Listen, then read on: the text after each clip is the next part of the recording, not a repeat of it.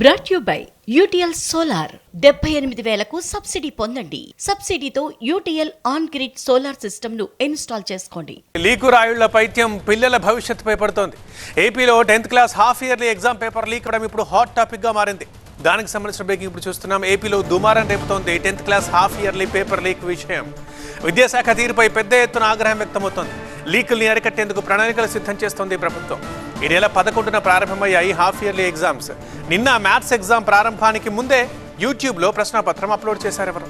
నిన్నటి పరీక్షను రద్దు చేసింది వెంటనే విద్యాశాఖ. మ్యాథ్స్ ఎగ్జామ్ని ఈ నెల 20వ తేదీకి వాయిదా వేసింది.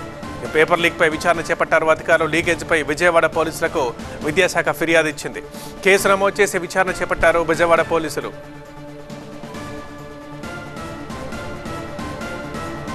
అంటే విజయవాడ నుంచి మా రిపోర్టర్ క్రాంతితో మాట్లాడదాం. క్రాంతి, నిన్నటి పేపర్ లీక్ కి కారణం ఎవరు, ఎక్కడ జరిగింది, ఈ విషయాలన్నీ తెలిసాయా? ఆ నెక్స్ట్ ఇక గవర్నమెంట్ ఏం చేయబోతుంది ఈ విషయంలో?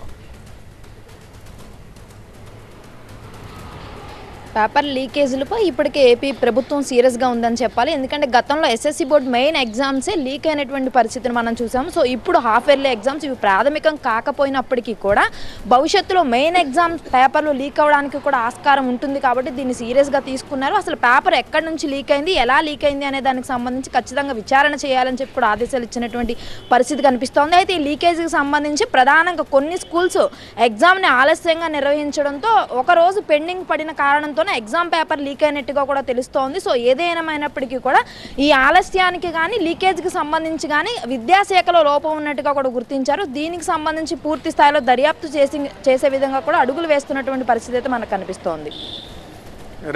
Brought you by UTL solar 78,000కు సబ్సిడీ పొందండి. సబ్సిడీతో UTL on grid solar system ను ఇన్స్టాల్ చేసుకోండి.